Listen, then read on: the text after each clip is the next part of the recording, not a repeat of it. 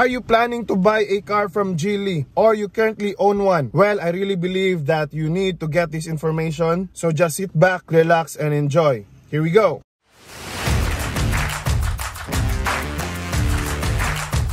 So what's up, gentlemen and ladies? Welcome to another episode of Project Gentleman. We're here, we always love to talk about the things that help us win in life. And today, pag-uusapan nga natin isang napaka-importanteng bagay pagdating sa mga kotse. Yun nga yung quality ng sasakyan mismo, yung maintenance, yung cost, and of course, yung quality ng after-sale service ng brand. So ayun nga, medyo under fire nga itong brand na Geely ngayon dahil may isang car owner from them na nagrereklamo about dun sa kanilang worst car experience. And of course, tayo naman, we don't wanna just believe right away. We always want to hear the other side or at least consider all of the angles, all of the parties involved. So tara, simulan na natin. So to be fair guys, I just wanted to start with sharing na I almost actually bought a car from Geely. I've already talked about some of the cars that I considered before landing with the Vios. But honestly, isa talaga yung Geely sa mga na-consider kong bilhin dati. And that particular car or model is the Geely Coolray.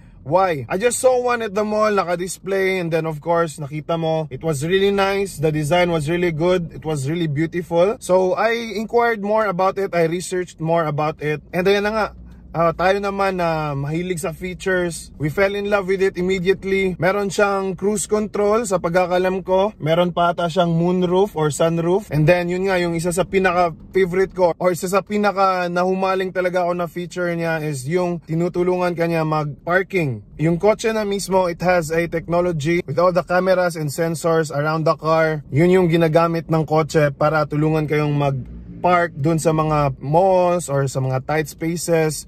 That was really convenient. May pipindutin ka lang na button and then yun na, siya na mismo yung mag-aatras sa bante hanggang sa makapark ka dun sa parking slot mo. So that's a very great selling point, right? Honestly talaga, I was ready to set aside all of the, rumors about or the reputation ng mga China brand cars. And yun nga, munti ko nang nakalimutan as well, yung interior niya with all the leather material being used.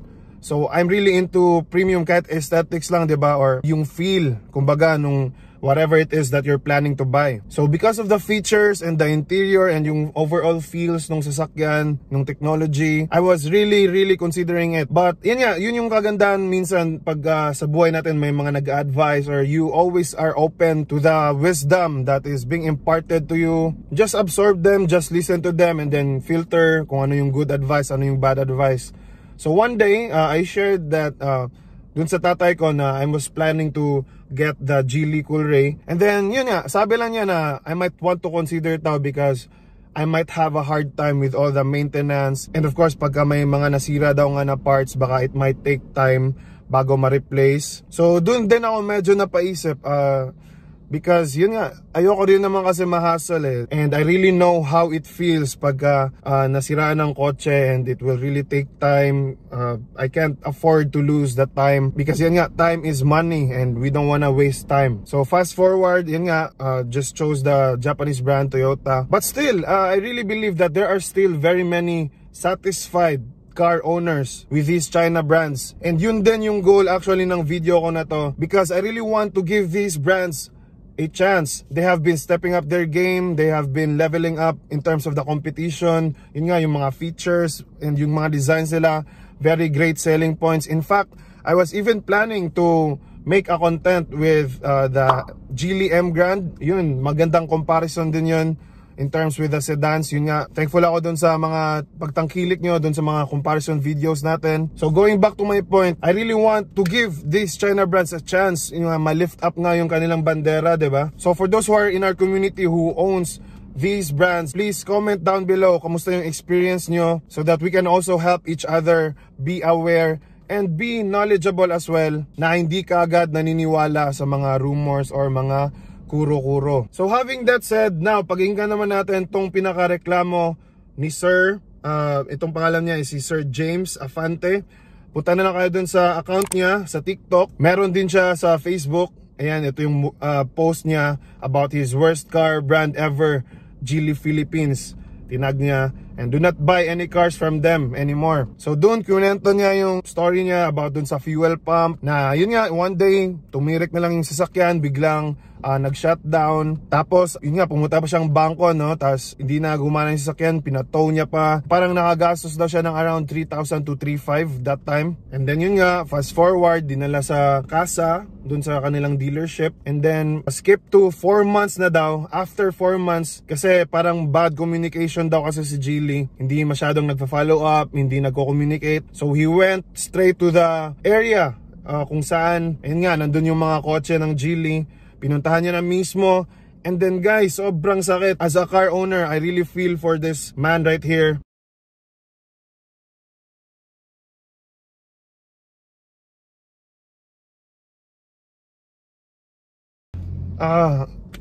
Ang sakit. Yun nga, I've shared with you before, diba, in my previous video na we had to transfer a house just to make sure na may parking area and yung may shade, yung mapaparkingan namin sa sasakyan namin, diba? Tapos ngayon, ganito lang yung gagawin nila dito sa sasakyan ni Sir James.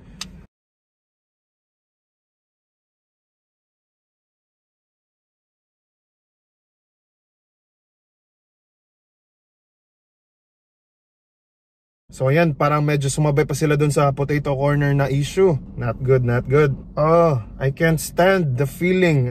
Di ko ma-imagine kung sa akin nangyari to. Grabe. Sir James, I salute you for still being calm and for still being civil. Good job pa rin, Sir James. So ayan nga, no, sa clap.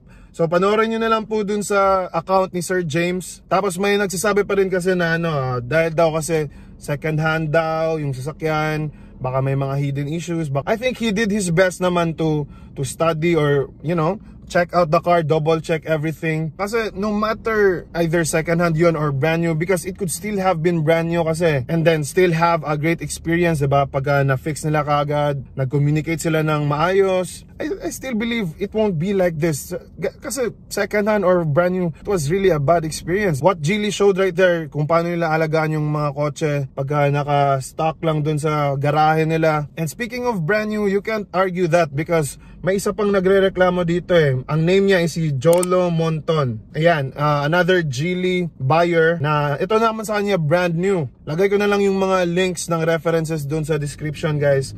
For this one naman, yung branch na involved is from Geely Santa Rosa. Yung kanina, yung kay Sir James is from Geely Makati yun eh. Only to find out later that the M Grand Premium unit had substantial scratches and paint jobs done despite the brand new tag from the casa. From Geely's accredited detailer to claim their promise of a free ceramic coating. So parang nalaglag pata sila dito dahil sa kanilang pa-promo. And then sabi dito, more detailers inspected the unit and sure enough, they all agreed that it was without a doubt repainted due to pinholes, buffing marks, and compounds. So yan, medyo masakit talaga. I don't know why this is happening.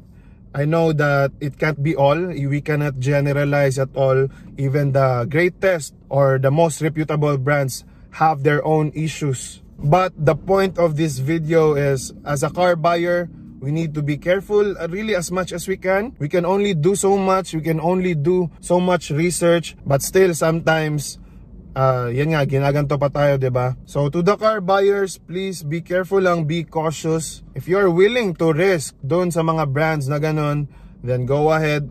But if you really want na walang sakit sa ulo, then I believe you must listen to those who are satisfied as well with their car ownership experience. And lastly, tungkol talaga sa brand, this is not about to lift up anyone or bring down anyone, but I hope that this message also gets to those who are the managers, the leaders of the dealerships.